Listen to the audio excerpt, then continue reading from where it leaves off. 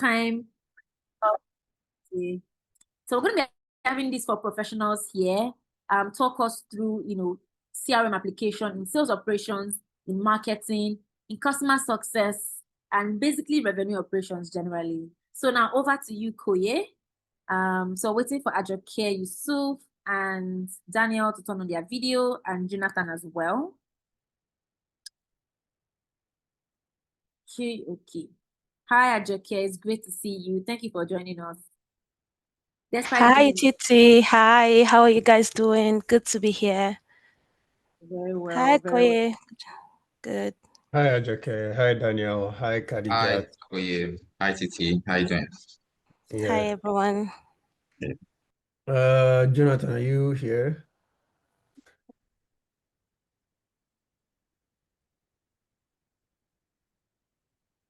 Can't seem to find Jonathan on the call, but I believe he'll join us as we proceed. Yeah, so thank you so much, everyone, for joining the call today. I mean, it's been a really amazing couple of sessions, starting off from yesterday up until now. We've covered quite a number of topics, seen the best CRM platforms to use for, depending on what stage you are in your sales process and what stage you are as a company.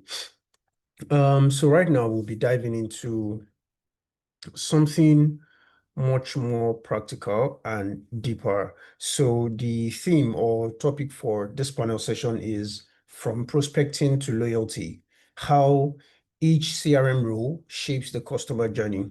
So on this panel, we've carefully selected people from different tech sales verticals. We've selected people from customer success, from sales or revenue operations, from marketing, as well as business development and account executive. So I would like to ask, right, my first question would be this. Can you recall the first time you used the CRM? What platform was it, and how did it change your work process? Ajoke, can you go first with that question? Awesome. Thank you very much, Koye. I want to say thank you to everyone, the organizers of this wonderful event.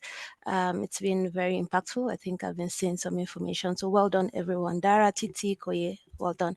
All right, go straight into it. The first question for me. I would say I'm the fortunate one, rather. I started using CRM way back in 2019 when I joined Etisalat. So Etisalat, now 9Mobile, right? As a call center agent, the company was very structured. They already had their operations settled in Dubai, right? So they opened in Nigeria. So I was one of the first agents that started call center, and we were introduced to proper CRM. In fact, I started using CRM before I even know what was CRM, right? What CRM was really, right? So what we're using then was the Avaya. Avaya is like the telephony. What that does is that it automatically connects. When the customer calling, it just connects and routes it to the different agents, right? And you're picking the agent, and then it's connected to the CRM, which is now the Avaya. Now, Avaya so the way it works is that once the call routes into the CRM, the Avaya, it automatically connects to the tabs, and the tabs automatically brings out all the customer interaction, the history, and all that. So while you're talking to the customer, you're seeing who was the last agent that worked with that customer, what was the previous complaint, it was an issue. So that made it very fast. Like I said, I didn't even understand the benefits because I just felt like, oh, this is how it is. This was my first, I think it was my first job after my service here. So it was, oh, okay, great. It was easy. It was just life made easy. So there was no struggle and stuff. So for me, it was really good. Looking back to how I started, shaped even the way where I was going to, because when I left 9Mobile eventually to a smaller organization, it felt like a shift in my brain, right? What's going on here? But yes, I think that starting was a very great because it was a big company and everything was structured, everything was already ready. So CRM for me was sweet to was easy, smooth flow for me to actually start using CRM. All right, that's great. It's actually very interesting to know that you started using CRMs in 2019. My first encounter with a CRM platform was in 2024, and this was after I'd gotten about 3 to 4 years of experience. So in my first organization, where I worked for about 3 years, or that was my second organization actually, we never had any CRM platforms. All our sales enablement processes were done through Excel sheets and Google Docs. So Daniel, can you go ahead and let us know when you started to use CRM platforms, what platform it was, and how it changed your work process? Hi, Koye. Thank you so much for having me. Thank you, TSPC. It's been an amazing learning journey since yesterday. So going straight in. So for me, it's just about a couple of years ago. I think my first experience was with Zoho CRM. Right. So I was coming from I'm a data person, so yeah. So there were things, it was my first time, but there were things I could relate to because I was going to come in as a sales operations analyst. And but it felt like, so my experience was not smooth at first because there was nobody to put you through, just like throw you into the ocean, swim if you can swim and give us results. So I needed to apply my knowledge, take fast courses and adapt. So first off, I think the mindset I would just tell anyone to develop is just believe that you can learn anything. That's the mindset. There's nothing beyond learning. So for me, firstly, I had to first of all understand the business, understand what my role was coming to play in the business, and also understand what the CRM was going to be doing for the business. Right. So yes, honestly, the CRM just, so I've been this traditional person. I was coming from the FMCG space where we just get something, the raw data set, like what Omalara projected, if you were here earlier, like a big spreadsheet with thousands of rows and maybe like 40 columns. And all you need to do is run into it and, do your magic and get the results and get it as fast as possible. But my experience with CRM, I just see that it's an all-in-one solution. The CRM saves us time from having to do multiple tasks, create spreadsheets here and then. It's just an all-in-one solution. It gives you insight on your leads, your deals, your conversion. You can also see insights on history. The Zoho CRM offers you insights on history, the timing, when this happened, when the process and the whole transition, process all in one dashboard. And, it just saves you a lot of time. It helps making accurate decisions, if you ask me. So something like there are calculated fields that normally when you extract an Excel sheet or you're working with an Excel sheet traditionally, right? There are some things from a data perspective, there's some things you need to do to give insights. For instance, I would say probability, you're asked to calculate the probability of a deal closing, right? It's in percentage. The CRM has that, right? So basically the idea of a data person is use a function we call if function. I'm not going to go into jargons. Like you just say, if this is happening, this should happen. If this minus this. If it's just a whole lot of calculation, but then it's embedded in the CRM. And even if it doesn't come automatically, it's something you can go to the back end, set it up, and then every lead you run through in the CRM, it calculates it for you like that. So when you just extract a report, you can say, okay, this business probability is 50%, this business probability is 30%. So with that in mind, it can help you prioritize as a salesperson. All you need to do is just say, okay, I want to select for probability of greater than 70%. Right, and then you just extract, and maybe all through your pipeline for the period of 3 months, you are seeing just 10 deals that are greater than 70%. And these calculations are done based on different criteria from the fields you've inserted, right? Secondly, it's another thing is the sales cycle. Normally you'd say the timing from when a deal is from lead to close, right? That's what the sales cycle is. So it's just a date calculation that normally you'd say, okay, this minus this, the date at which a deal is closed, minus the date that you started the engagement or it came in as a lead, for instance. And you can say, okay, this is the date, but then the CRM has it on the back end. So all you need to do is extract, and then you have it in one column. You know, so many things. And for my CRM, I also see that it has a dashboard for analytics. There is a visualization that Mulara projected. It has it inbuilt there.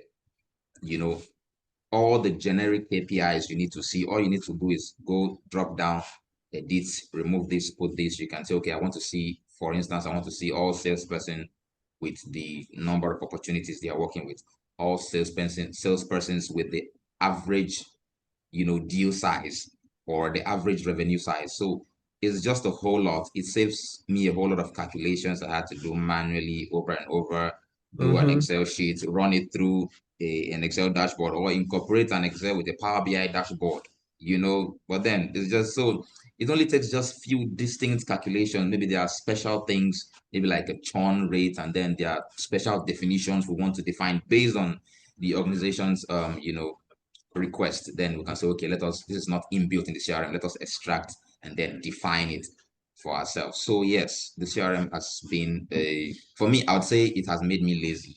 That's my own bad part of it, because I'm looking at how I've been engaging with when I call my former colleagues, they are giving me updates. I'm like, these things people are telling me, I'm just chilling here because all these things, you know, so it just makes me lazy. But then And it that's why they helps call you. them sales automation tools. Yeah. Exactly. And you know, when at some point as well, I was using Excel and, you know, doing a lot of pivot table, doing a lot of having to put a lot of formulas and, you know, cram some Yeah, formulas. It just makes your life quite easy. I mean, that's a very, exactly. very Yeah. succinct point. Yeah. So for Khadija, do you have what's your the first time you used a CRM, and what platform was it, and how did it change your work process? Okay. Hi, everyone. Good evening. Hi, Yeah. Khadija. Hi. Yeah. Toye. So for me, I think most of my responses will come from like a B2C perspective. Can you hear me? Yeah, I can So hear I you. think I will bring like a B2C dynamic to share. So I'd say the very first time I used a CRM would be with a fintech startup I was working with a couple of years back. Um, so the product I just launched across a number of countries. I think it only existed in the US.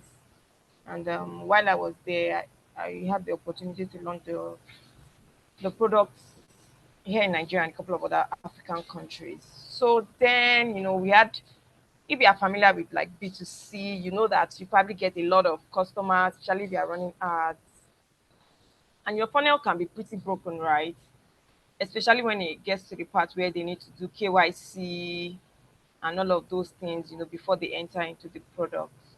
So the very first to mitigate most of those issues, right, and basically bring back customers who never get the chance to enter into the product because for one reason or the other, they are frustrated and they just go back, they just go, and us also looking at the data on the dashboard and basically seeing drop-offs at key points even before customers, enter into the product to begin to transact. So we had to use a platform called customer.io. I would say that like the first CRM, at least B2C, that I got to use. I think subsequently I've had some things to do with Zoho as well, also HubSpot, but customer.io was like the main platform basically. And because we're able to set up like automations, right, to nudge customers to come back, we're able to increase activation rates, especially because you know that for B2C products, your activation rate is very important. It's not enough for you to go viral on social media or even drive, 100K customers. At the end of the day, how many of those customers are taking the most important action, which is probably to send money to Nigeria or from Nigeria to other African countries? How many of these guys who are coming in are actually taking the action that will drive revenue for the business? So I'd say that's like, where I began to learn the importance of what a CRM platform can do and how much you are leaving on the table when you are not following up with your customers, or you just built your products and you don't have anything to follow up with customers, even let's say within their first 7 days, 14 days, and even after the first 30 days, you're not going back to them, maybe with offers, just to ensure that they come back and they try to use your product. So I'll say, that's it was pretty insightful for me to see how a CRM could transform, a business, basically. Mm, that's fantastic. I mean, for a lot of sales professionals, we tend to fall into the B2B side. I never knew that you could use CRM platforms to like automate some of your contacts to your customers or consumers if for B2C products. So that's actually a very nice thing to know. So my other question is to Kolawole Daniel, right? What are the common CRM mistakes or underutilizations you see in sales teams? Now, because I understand that your role is a RevOps role, so you sort of have like an eagle eye view of the entire CRM process, the entire sales operations, the entire operations of the sales teams. So how do you think sales teams make common CRM mistakes and or they're underutilizing CRM platforms? Yes, thank you. You would always be a police with sales team when it comes to these, because a data person would always, part of your job is to be a laundryman, a data laundryman, let me put it that way. Right. So I'll say one of the biggest mistakes I've seen, I think generally I'll just say poor data hygiene. Poor data hygiene. You see reps not updating the fields that they need to update. And sometimes you have to go remind them, it's Monday meeting, update your field before the meeting. I don't want to throw anybody under the bus, and it affects the analysis, that you get. You don't log in those calls. How do you get the right result? It's just like you're going to see a doctor, right? For a health challenge you're having. He doesn't know how you feel, right? He doesn't know how you feel, but you need him to prefer a solution to you. So you have to explain. So your explanation is your data entry. If you explain wrongly, he gives you a wrong prescription. But if you're accurate with your explanation, because he's trained and because he's programmed, he's wired as a doctor to know that this, what you're explaining to him, it prefers, this is the solution that he's supposed to give you. You understand? So that's how the CRM works. When you give him the right data entry, you get the right result, right? So I'd say that's one of it. Secondly, I would say I think salespeople they underestimate or underuse automation. All right. You see people extract you see people go copy out, or they just tell you, help me extract this, and they put it in a spreadsheet and they start writing in a spreadsheet again. There's a CRM. Why do you pick data from the CRM and go to a spreadsheet? And you're just like you're taking out 10% of what the CRM can do for you, taking it to a spreadsheet, and then you're doing it over and you're just repeating the process. So if you think about the process, if you think about sales process without a CRM, you're thinking about separate documents here and there, Word, Excel tables, email templates, different email template archives, so the CRM just helps you a lot. It keeps history and everything. And I think when you have an operations analyst in a team, you should first of all tell the person what you want to achieve. If you have something in mind as a salesperson, if it's achievable, you sit down, you work with him, and then they automate it. I tell my sales team, while men slept, the CRM worked. Yes, because you can be sleeping. Because what I do for my guys, the first contact with the leads, they don't have to say anything. They have an automated composed email in their name that goes out to the leads, and it sells everything.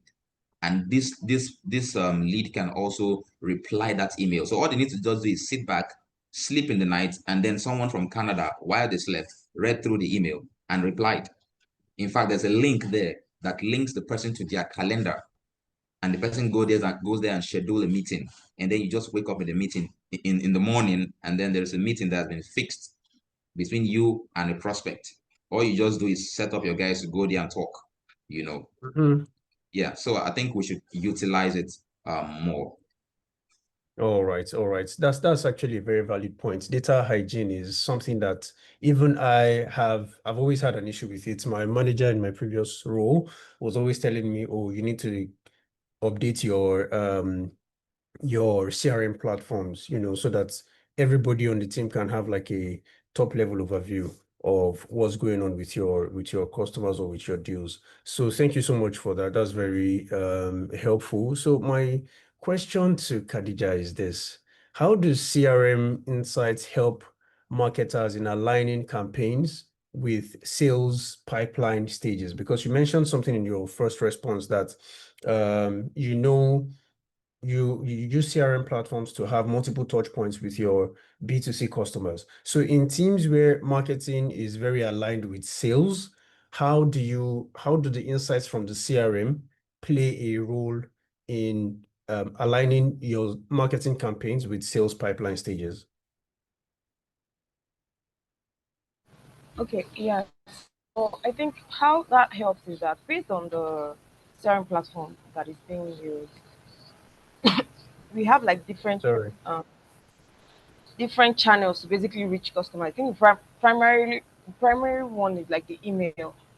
But what now builds on top of the email is the use of like push notifications and SMS, right? So I think with push notification and SMS, we are able to better reach customers. For example, we like say Nigerians have a poor email reading culture, right? So maybe when we have reached out to a cohort of customers, so let's say people that signed up, this is what September, maybe people that signed up in August. These guys have signed up, but maybe they didn't finish KYC, or they didn't.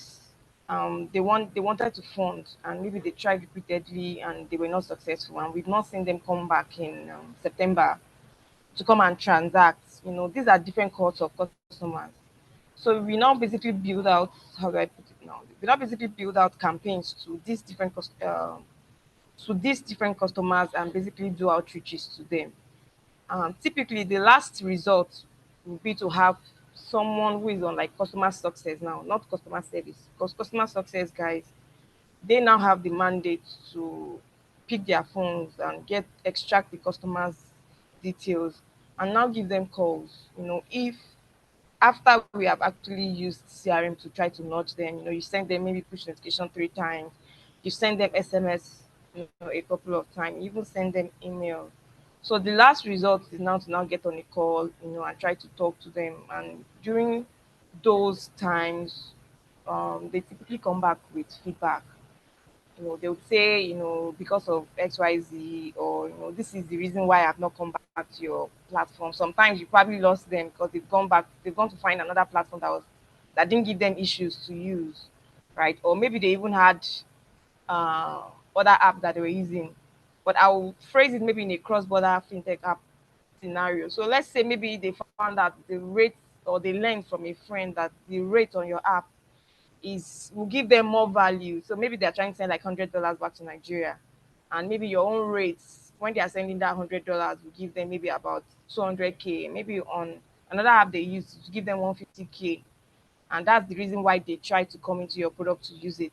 So by the time you've already done the outreach to them and they've not done what you want them to do, which is come back, and the customer success person, who is sort of like the salesperson, right, now gives them a call, telling them, we noticed that they tried to do XYZ between this time to this time, but they haven't gone ahead to do it. Then you begin to hear different, reasons. Oh, I tried multiple times, your product did not work, so I found another, and I already sent my money.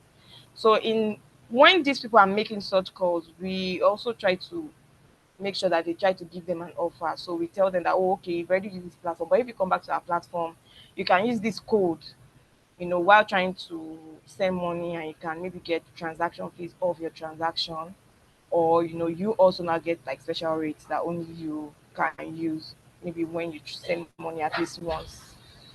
So I would say that's how I've been able to use CRM to manage the sales pipeline in a sense. I mean that's very important, and that's a very good insight, because some people might drop off and then you tell your customer success team to reach out to them, and then those customers can come back on board. I mean, that's very, very good. And also, I believe when you hear some of the complaints from the customer success, from the customers, you can also feed that back to the product team and develop the product even further. Thank you so much for that, Kadijat. That also. Sorry? I say yes, that happens. Like feeding the feedback back to the product team happens. All right, that's fine. Thank you so much. And my question to Ajoke is this: how can a CRM support the goal of a proactive and not just a reactive customer success team? Just taking it from where Khadija dropped off about, having a good customer success team. So how do you think a CRM support or how do you think a CRM can support the goal of a proactive and not just reactive customer success team? All right, thank you very much. Khadija, that was a good one. I like the fact that there was that collaboration in her explanation. Okay, so for me, I believe that the real value of customer success, CRM in customer success, is it moves us from firefighting. We are trying to quench issues, trying to find out what's happening, right, resolve, into foresight, right?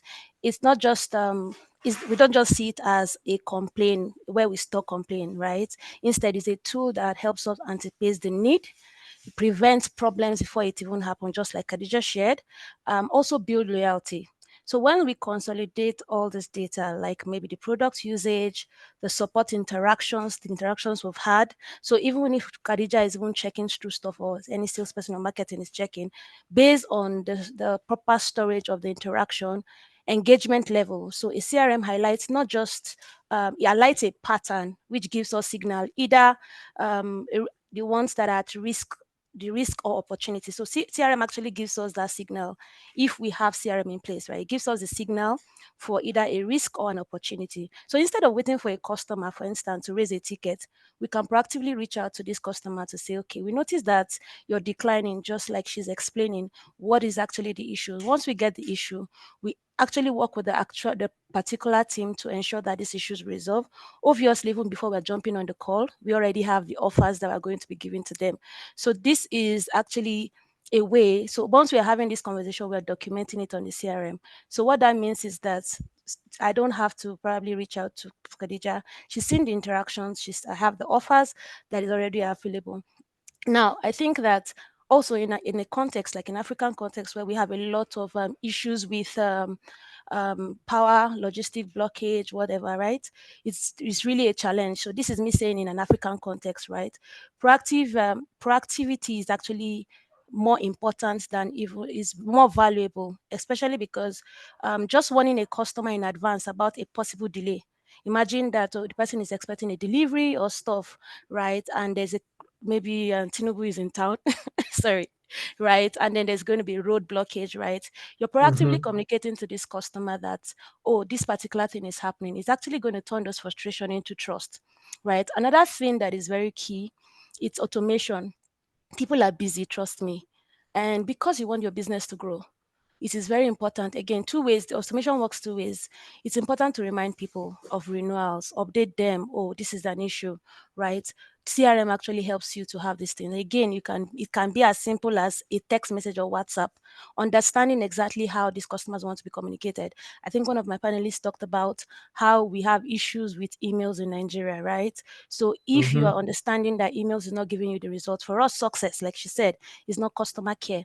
Customer care now is the reactive. Trust me, we still have the customer care, right? They are there to solve the problem, but we have the success. Do you understand? Where, okay, what are the insights? How do we view this issue? What do we anticipate? How do we speak to product team to say, okay, this is what customers are saying? How do we reach out to marketing to say, people have been saying they are not able to use this product? What kind of campaign do you want to run? How do you want to communicate this particular delay or these particular issues to our customer? So for me, if you think about proactive customer support, the real story is that CRM transforms us from being reacting to a problem Instead, we're anticipating their needs, bridging structures gap, and showing customers that we really care, especially in a challenging market like ours, that we are reliable partners, that we do not just expect their money, we think ahead of them, anticipate the issue. That builds trust and loyalty. Fantastic insight. I mean, it's also, apart from even just building trust and loyalty, it also helps you to reduce churn, because in some instances, by the time a customer is telling you about a problem, they have already looked for an alternative to your product. So Exactly. I mean, that is Exactly. very, very valid point. And thank you for clarifying the difference between customer success and customer service. Khadija as well. That's something that a lot of us do not have a very good understanding about. So Jonathan is with us now. Jonathan, if you're there, can you just let me know that you're with us? Can you hear me? Hi, Koye. Can you hear me? All right. Yeah, I can hear you. That's great. So thank you for joining us. My question to you is this: how can a CRM system enable a salesperson to sell smarter and not just harder, right? Because you can be knocking on 70 doors per day, reaching out to 80, sending out 80 cold outreaches and all of those things, but you're not getting in the sales figures. So how does a CRM help you sell smarter? Yeah, so where do I start? So the thing is, CRM organizes you, right? It first of all gives you a bird's eye view on your pipeline, right? So in my experience, there are a lot of ways that I can help you to sell smarter, but I'll just take a few a few experiences of mine that relate directly. So in terms of, so when I properly started using CRM, I found out that our our average sales style in Nigeria, Africa is not hustle. Like we're just hustling, we go to sell something, we have targets, we go out there and sell. But a CRM teaches you that there's a math in sales. Like sales is math. Don't just get a target, oh, I'm selling 10 things, and you start running up and down the place looking for how to sell to those 10 things, calling people, knocking on doors. No, a CRM gives you precision, makes you calculative. You, again, depending on what you're selling, right? So a CRM helps you to break things down so you understand, hey, what is it I'm selling?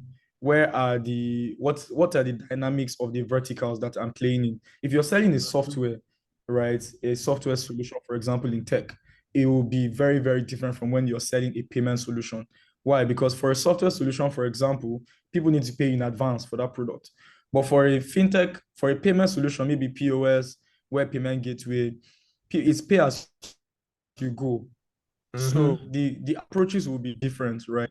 So if you're selling a software and you know that, okay, people need to pay in advance, that means you need to convince them, you need to find out who the key decision maker is, you need to find out you need to do a whole lot of qualification, right? So CRM helps you to understand that sales, there's a math. If they say go and close 100 people in a quarter, you won't just go and start chasing 100 people. You need to understand, like, for that particular, who are these 100 people I'm chasing? Where do they eat or drink? What's the approach I need to use to meet them? How do I go about? So when you structure it properly in your like, if you structure your pipeline properly, you can tell that, okay, you know what, for end to end, maybe the standard sales process for this vertical, let me try and summarize, for this vertical will take maybe like 5 stages, where I need to do the prospecting, needs assessment, probably a demo, then maybe a POC, before pricing negotiation, and then before I close. So first of all, you need to put in all those stages there, so that when you come, you have a dashboard, you can tell, okay, from my pipeline, I'm prospecting 100 people. How many people have moved this week? Can I move 10 people this week to demo stage? Can I move these people this week to how many demos can I do? Can I realistically do 2 demos per day? How do I go about it? What gives me my demo? So it will help you, it will show you this is where you are, this is where you're going to. And not like, because if you do not have a bird's eye view of the different stages, and you know how, like, you're pursuing your leads across those stages, then you're not in charge. You're just hustling, whatever comes. So, but this just puts you in check. It organizes you. It helps you to know where you are, where you need to be, and it helps you to spot other things as well. Maybe if you're leveraging automation, it does reminders for you. and all of those things. So yeah, that's pretty much how it helps you to sell smarter.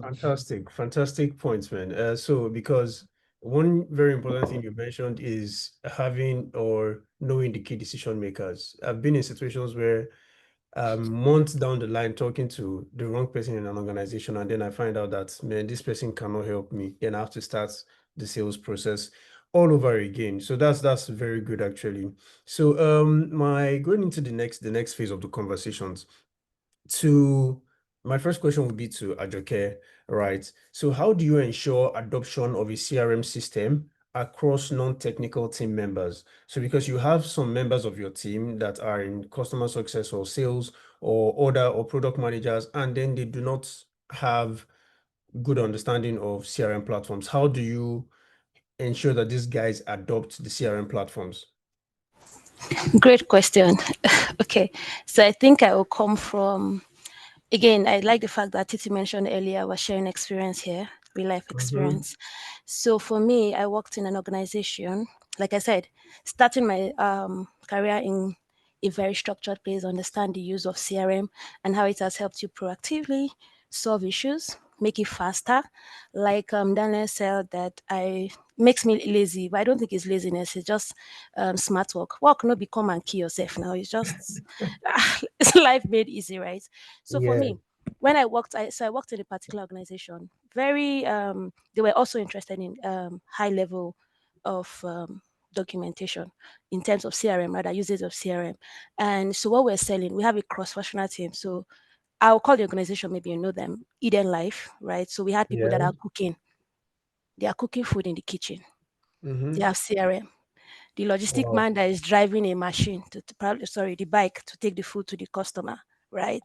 We want CRM. The truth is, again, we have to understand the context that we are. I always love to, when I talk, I like to talk about Nigerian context and the Western world, right? Mm-hmm.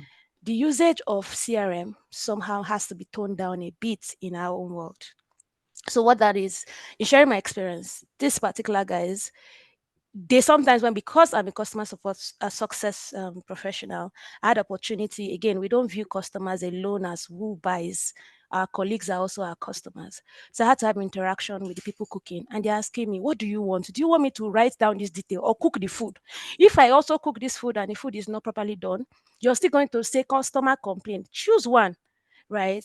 And then somehow we have to have conversations with them to tell them, okay, fine, cook within this period. Probably have a time where you update those details. Because if I'm seeing how you made the food or the number quantity, I'll be able to manage the customer. I'm not saying that you have to do it as at that time. Do you understand? Or a bike Mm-hmm. man that is going and then the customer say, I've not seen my food, it's 30 minutes and you're calling him. Oh, madam, you won't kill me. You really won't kill me. So the truth is that I will complete the ride when I'm there. Do you get? So you have to currently patient. Okay. But the point I'm trying to make is that I've had the opportunity, but one thing is I had to first of all meet up with the team and understand the benefit of what it is and how their work impacts our own work. How it's we even give them peace when we also have these things documented, right? We don't have to always call them to complain for the latest. When they have this thing rather documented, it helps us. So what we decided to do, in fact, that we had in CRM that we had to use that will probably help everything to be able to be successful. Because again, I'm like, this is not an attack about customer care and product team or logistic team. The customer does not know product, he does not know logistics. They just know Eden Life. So please, in order for us to have that synergy, you need to understand. So like I said, what we did was to make them understand the value of how it will help them work, how it means that they have to keep these documents, how it's even helping them to keep inventory, how it's helping them to understand how to communicate with even the logistics. So sometimes when we now recognize this pattern, we are telling them, don't worry, we don't even reach out to them because we already understand a particular stuff. So that insight helped them to say, okay, you know what, we're going to be able to adopt. But again, the both team had to meet somewhere to understand that there's a particular time. So I'm not expecting a quick response. We had to segment different issues as priority. The one that no matter how, even if you are cooking, there should be one person responding, especially when it's emergency. Do you understand? Pending when you update it. So that actually helped us to be able, first of all, the first step was to make them understand the value. to also make them see patterns to say, okay, the work is easier for everybody when we both collaborate and use a particular central unit. So that's was what we did, and it was really, really successful. And it made life, like I said, we weren't working hard, we were working very smart, and it made life easy. We're earning good salaries. And Very yeah, important. that's it. Yeah. That's really, really interesting. I mean, I wouldn't have ever thought that um, non-technical team members like bike riders and chefs in the kitchen would also need to update CRMs. I mean, that's a lot of it's just very interesting to note. So my next question will be to Kadijat, right? There's been a lot of issues with Temu and Shein in the US because of this Donald Trump tariffs and everything. So recently I was studying one article and I saw that Temu had spent about $2 billion on Meta ads alone. And Shein had spent about $1.5 billion on Meta ads. And I was thinking to myself, like, how do you track the ROI and the engagement metrics for this ads? Like, how do you know that you're not just pouring money down the bucket? So my question to Khadija is this: what is the value of CRM platforms in tracking marketing ROI? ROI for anybody's return on investment, and also the engagement metrics. So Khadija, I would like you to help us with that. Yeah, okay. So I mean, in that sense, because they are e-commerce, right? I know e-commerce also rely heavily on CRM, Mm-hmm. right? Because their conversions doesn't just happen from the from the ads. I feel like the ads just help them like build the top of the funnel, right? Get as many people To to like come download the in, app or right, into something. the top of funnel. But yes, but the CRM is what will be doing the heavy lifting, because I know that at a point I tried to find for Temu, for example, and I know that they had like an offer where, in order for me to claim something, I had to do some form of activities. Although that's where I dropped off, because I was just thinking that no, the effort It's too they much. want me to It's put too in that much. and what I want to get, I don't think I'm that hungry or desperate to go through that process, right? But I did get links from a couple of friends that also, try to do that, because I think you have to share your link, which I know that is also another way for them to drive acquisition outside of the paid ads they were doing. So I'd say that's one way they can measure is they will leverage CRM, and even while leveraging CRM, they are going to have offers. Like I Mm-hmm. said, when I also tried to, they had offers, right? So they would have attached offer, because you know that it's not everybody that sees the ad that will convert immediately. So how do Definitely. they ensure that they don't lose those people who might be interested, but for one reason or the other, the ad did not convert them directly? So I know that once you enter into their funnel, all of their CRM flows begin to engage you based on your actions and inaction. So I'll say that's one way they measure their ROI for all of those ad spends they are spending. Now, in terms of measuring the engagement, right, they want to look at, like I said, activation rates. Activation rate is across board. So they are going to look at, okay, how many people are seeing their ads, how many people are entering into the funnel, then how many people have they been able to convert, maybe depending on what the time to activation is. Mm-hmm. They generally expect that when someone sees their ad, the person converts immediately, or it takes an average of 3 to 5 days before someone converts. You know, they are going to look at those metrics, because before revenue is like the last thing. A lot of things happen Mm-hmm. before you get to revenue. You understand the Yeah. drop-offs that will happen. How do you bring those people back into the funnel? You know, so obviously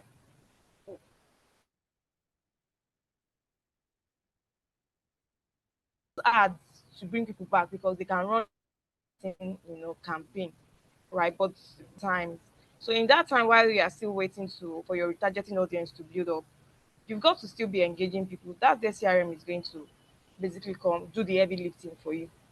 Hmm. So it's while they are saying that they spent like 1 billion, on the ads, for those who are inside, they know that okay, their CRM is probably doing 50% of the heavy lifting, while the ad platform, spreads, drive the top line brand awareness.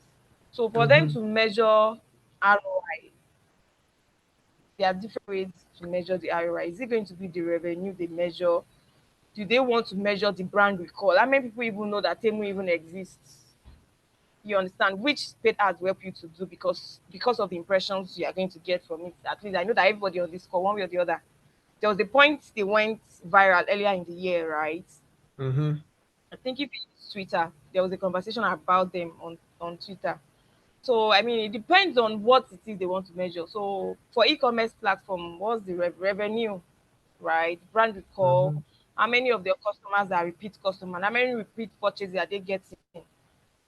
Remember, if they are going to measure what they call, I've forgotten this very important metric now that tracks the payback period, right? Because they spent 1 billion in this month or in a year, it doesn't mean that they probably made the 1 billion. Yeah. There's going to be a period they will track, right, for them to make whatever initial investments they've made back. So there's a lot of things to track, right? And I know that at the center of it, it's CRM that is tying everything together. Unfortunately for me, I don't use Temu because I don't have a reason to buy. So maybe if I were an active customer on Temu, I would be able to track, maybe all their emails, maybe all their push notifications. I'll be able to see, how all of that is tying into the paid ads they are doing essentially. So that's, my own take on how I would approach how they would measure their ROI. Like, I can only prospect because I'm outside, I'm not inside, right? But there'll be a lot of things to track because if they are here for the long run, obviously, I know that their payback period, because of that amount they spent, Will be it's very going to long. take like a number of for them to make that money back. I mean, that's very, very important. And I mean, in this your maybe 2 minutes answer that you've given, I've learned quite a number of things. I mean, brand recall, and that this is the first time I'm hearing brand recall anyway, and some other metrics that B2C guys track. And like you people that are doing anything in B2C, you guys are like, I don't know, you have a lot on your plate actually, and hopefully Yeah, having I CRM know that most people platforms. that yes, most people that do B2B don't like B2C. If they ever get to work in B2C, they don't always like it. Yeah, exactly. Yeah, I honestly don't ever, I don't envy you guys. But anyways, that's the path that you've chose. Anyway, so my next question would be to Kolawole, right? So being a RevOps person, right? Like I mentioned earlier, you have like a bird's eye view of the CRM platform. So what CRM features are most critical for forecasting, pipeline management, and lead qualification based off of your experience?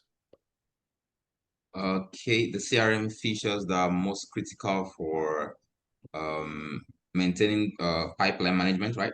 Yeah. And forecasting. Yeah. And So lead qualification as well. and lead qualification. Okay. Um for forecasting, I would say two measures that I am constant with, which is one, the lead scoring system, and the probability ratio system, like I earlier mentioned. Right. Yes. So the scoring system is a critical feature.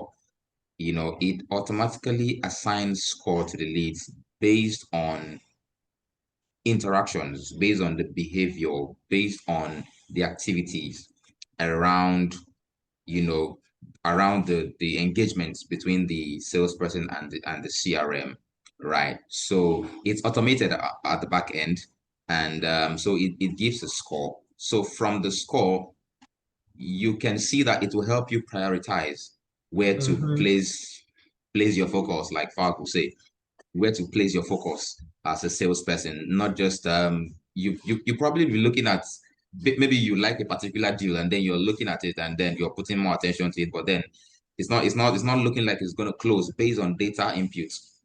But the scoring system has picked features here and there and has is telling you that this one is most likely to close. So and there's pressure on you as a salesperson to close deals. So why not go for the one that will close faster while you focus on the others? So I'll say scoring and probability are good for forecasting. Yes, the second one was pipeline management, right? Yeah, pipeline management and lead qualification. Yeah, so pipeline management generally, what the CRM offers is there's something that is called a Kanban view, but then you can still have different kind of views, right, on your CRM where it selects some specific fields, right? It selects specific fields. It can for a deal or a business or a prospect you're working with, or you're working on. It selects field. It can pick let's say the client name, most important fields though, the client name, the deal value, the maybe the contact person, the status of the deal, and then so just some specific views that once you go there, you click it and then you see all of them in its ranking. Then you can also do some filters based on what the CRM you use and what it allows you to do. You can do some filters and you can say, okay, give me in descending order, right? In descending order would tell you that, okay, starting from the highest, in descending order of the deal value, right? It's gonna give you from highest to lowest. Yeah, so depending on what you want to see, just go it the filters are just so many. You just go there. Just CRM is a place you play around. You play around and then you just find that you just see that you there's some things that they work easy for you instead of going through spreadsheets, of course. Yeah, so yeah, yeah, go on. Okay.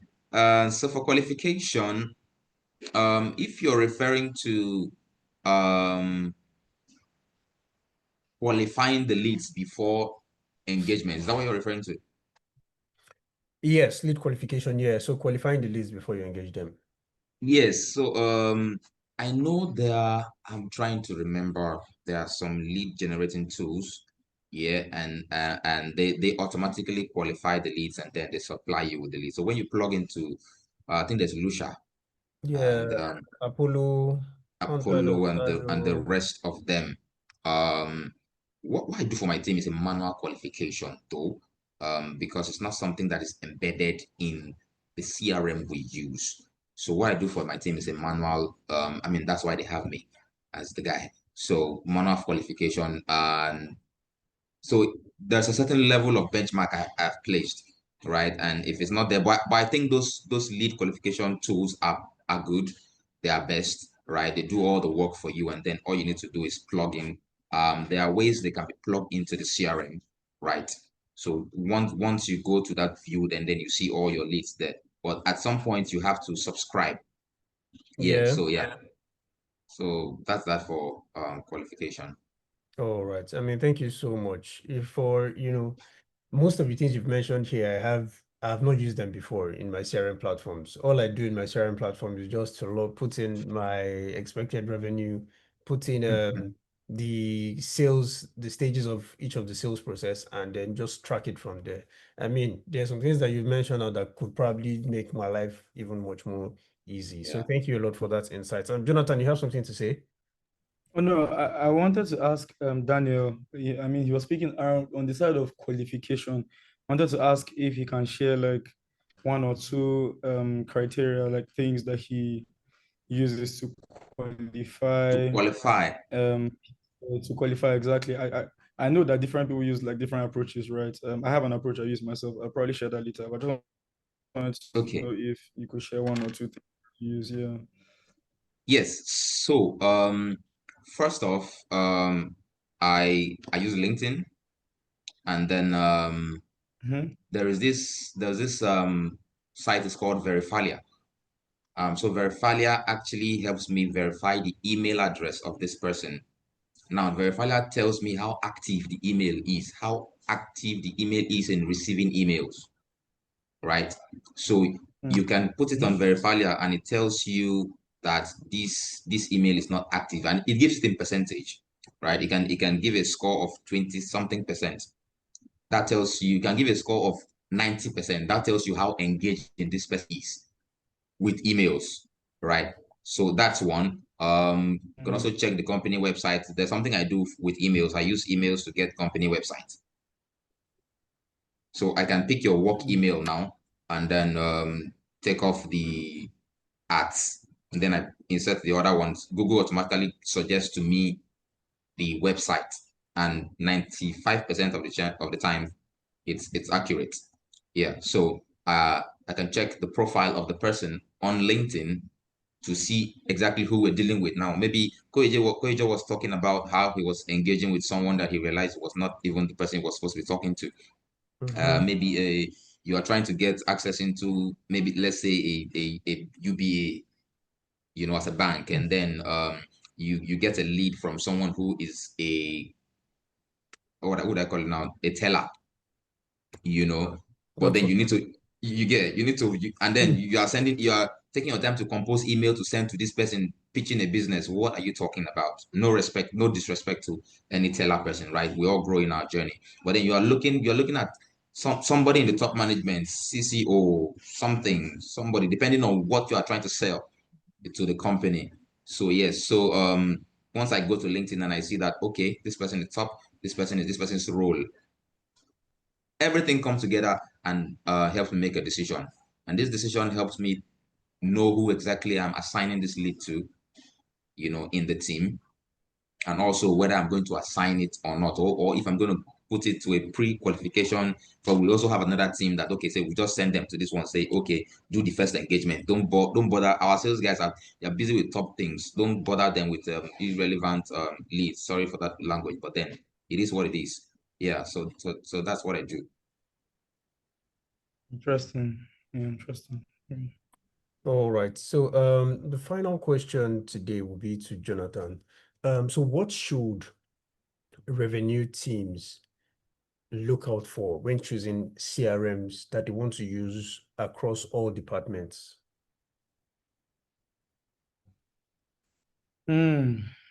So I mean, I feel like this question is very tricky, right? Because for any whatever you'll be looking out for, there will be sort of a pro and a con, right? If you ask me, because I have sold different type of products and their difficulty levels have been different. So when I was asking Daniel what qualification method he uses, right? So the most difficult products I have sold, I have used like a very difficult qualification method. It's called MEDPIC, right? Where metrics means like where MEDPIC, like metrics, who's the economic buyer, who's the decision maker, what's the decision making process, who's the champion that's in there, a lot of things that you need to first of all outline. And if you don't have up to 70-80% of that information, not assuming, like you know who the decision maker is, you know who the champion is, you know what the decision making process is, you know those things, Sean, found them online, you have validated those things. If you have validated those things for sure, and you take 70-80% of that, it should take you closer to a close.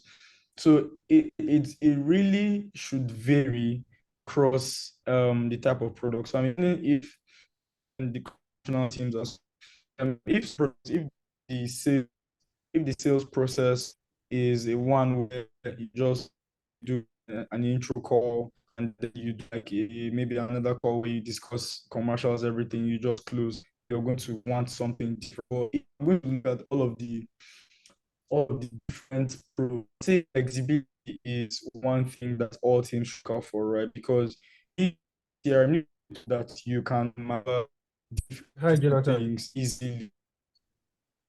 Sorry, is it just me or is did he drop off? Yeah, I think his network is poor over there. I was just about to tell him that we couldn't hear him so clearly. So I think his network is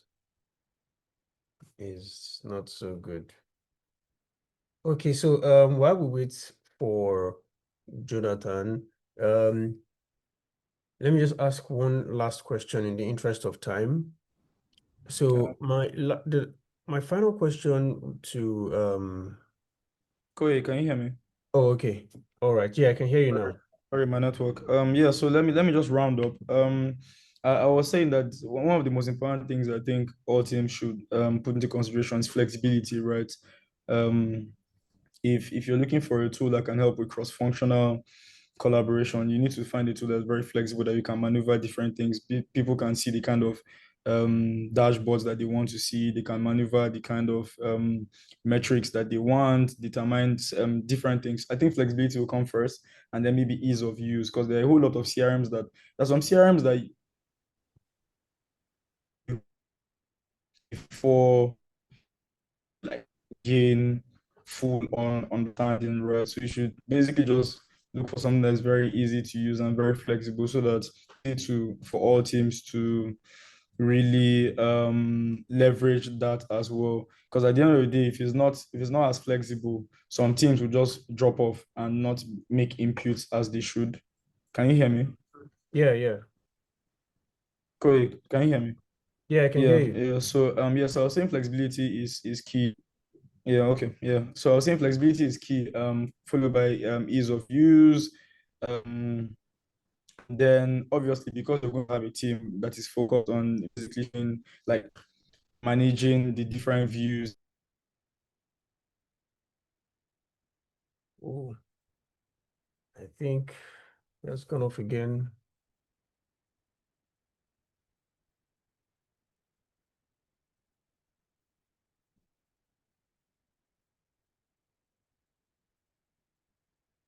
But just to summarize what he was saying, I mean, Ajoke also alluded to that for when you're trying to pick CRM platforms, you should ensure that there are CRM platforms that both technical teams and non-technical teams can easily understand, and then they are flexible and possibly can give you as much like a number of integrations, right? So it will make your work quite easy. So in the interest of time, we will be rounding off. Does anybody have any questions for the panelists? So we'll be taking just one question. Any question, guys? Isaiah, please go ahead. Okay. Can you hear me? Yes. Okay. Thank you so much everyone for the impactful section. My question is, I'm going to start with reiterating what just adding to what Jonathan was saying, right? For those persons that did not join the first class, Napa was saying something about how to choose a CRM as you asked, and she talked about majorly the four C's, which is clarity, the cost, the compatibility, and the complexity. So you could just use that framework also. How clear is the data they will give? What's the cost like? How compatible it is, and how complex the CRM is. Now to my question. So my question is going to be going to Daniel. So you talked about being able to have a good pipeline hygiene, right? How are you able to draw this data? And I think Ajoke also spoke a bit about it. How are you able to get this data from people that quote unquote are not so educated? So let me give an example. You are doing B2B and you are selling to merchants that are not educated, but you need to get certain kind of data. For example, you need to get account size, um, deep data like account size, your revenue, and sometimes they do not have that data or they don't want to share.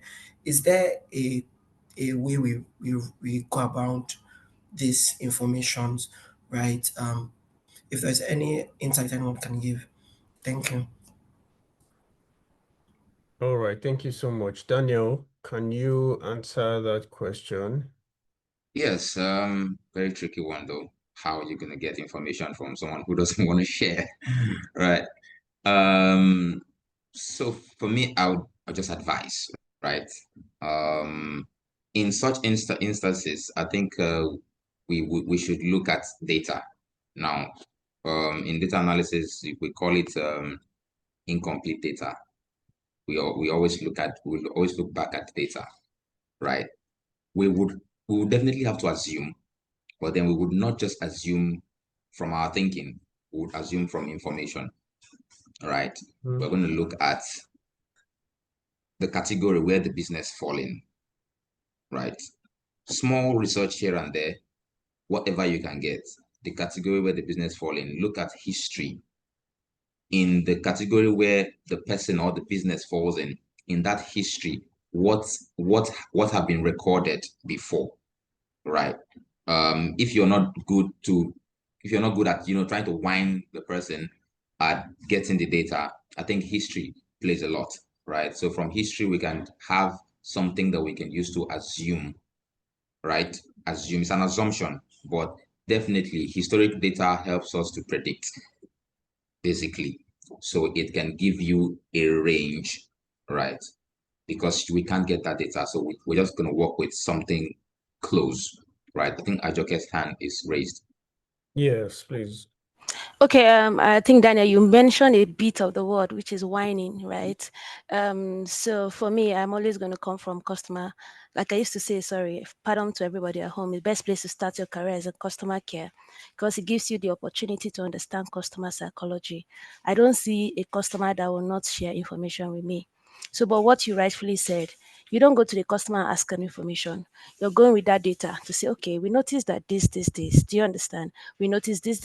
We've seen this and everything, and we're just sharing, well, maybe sharing milestone. Do you understand? So for a customer not to want to share data with you, it means that that customer is actually not in a good place. So for me, what do you need to do if you have to go to the customer to get the information you need? Is come with data, which is why our historical data makes a lot of sense. Like Daniel has said, you go there with two. So you're not coming from, because sometimes the customer might be frustrated the fact that he has communicated severally. Do you understand? And no one has actually done anything, even if he hasn't. Do you get? It's just a way of making that person understand, oh, this is what it is. This is what we've noticed. You've been with us for this particular period. Thank you so much. You were part of our business. Without you, we can't do this. The fact that we exist, those kind of whining. Then for customers that are not maybe very knowledgeable, the truth is that you have to learn to match customer understanding. You can't be speaking English and be speaking to a market woman, right? You can't carry a CRM tool to a market woman. So you have to go down to where it is. Do you want to send a text message? Do you want to call him? Do you want to even go to the shop and buy one gala from the person and have this conversation? Do you understand? Or do you want to say, okay, how you take buy food? For instance, where I was working in customer food industry, we also did B2B for sales. So when we go to organizations and we don't have information, we don't have invite, because sales can be, I've done a bit of sales as well, when sales can be hard. So we go there, we don't just go say, please, we are selling food. We go and say, this your office is fine. Please, where do you sell food? How do you eat here? Do you understand? So you're starting with a conversation that is making the person say, oh, we actually buy food in that place. That far? What we do, you can actually just get food from this. So the way you start the conversation actually matters on how you want to get that information. So that's my 2 cents. All right. That's really, really succinct. I believe that answers your question, Isaiah. All right, that's fine. So, in the interest of time, we will not be taking any more questions. We had quite a number of questions. Even I had quite a number of more questions to ask the panelists, but I mean, it seems everyone is tired right now. So, thank you all once again for joining us today. Titi, do you have anything you would like to add or say?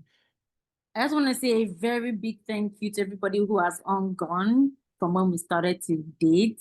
Isaiah, fantastic. That's kind of energy that we need. And a very big thank you to all of the panelists. We've had a swell time. I learned so much. It feels like with every session, there is a new energy. There is, something new to be learned. It's really amazing. Like I'm a student throughout all of these sessions. Thank you so much, Ajoke. Thank you so much, Kadijat. Thank you so much, Daniel, Jonathan, and Koye for the amazing moderation. With this, we have come to the end of today's session or today's activities. It's been amazing. I want to see reactions from everyone, right? Thank you so much. We've dropped the LinkedIn profile links of all of the panelists. So if you still have questions that we don't have time to take, please feel free to go and bombard them in their DMs. This is an opportunity. Just tell them TSP, that's the keyword, and they will answer you anything you want, free of charge. Thank you so much, everyone. And we come to the end of today's session. And with this, we'd say good night and see you all tomorrow. Bye, Thank everyone. you. Bye, Thank everyone. you. Bye. Bye, Daniel. Bye, Jonathan.